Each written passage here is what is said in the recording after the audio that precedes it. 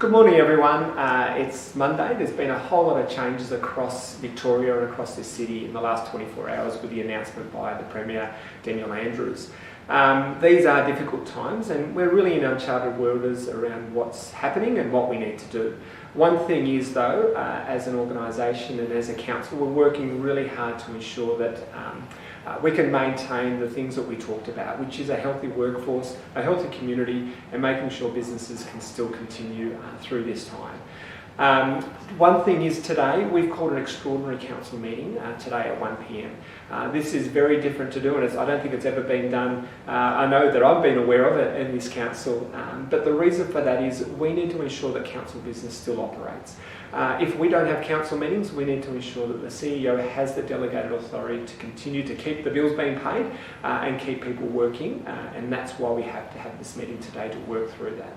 Now, I'm with the CEO, Justine. Justine's been working hard with the council team, and I even know yesterday, Sunday, they were here at the town hall working through what the implications are, and they've been trying to do the best they can in these unprecedented times. So, Justine, what are the services that we continue to do as a council? Thank you, Mr. Mayor.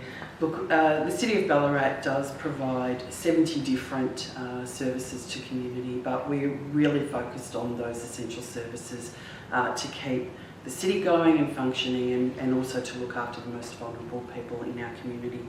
So as of tomorrow, as many staff as possible will be working from home. This is to comply with the isolation and buffer distance requirements announced by both the Prime Minister and the Premier yesterday and today. And as many of those staff will be set up to be able to do that work. However, our essential services that will continue no matter what include the following. So waste collection, so we recognise and recommend that you still keep putting your bins out. On the standard days that you're used to doing, please put your bins out the front.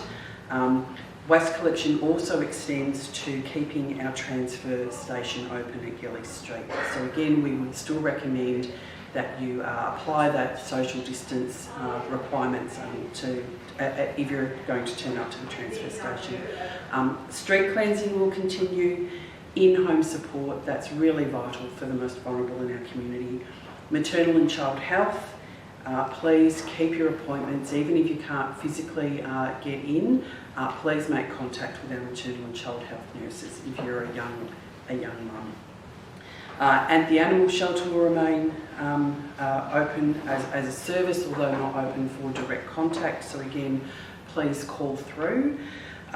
We have our rapid response team that's in the infrastructure and maintenance area, so if the weather turns a little bit inclement, we have trees down, that rapid response team will make sure that those provisions are being made for areas.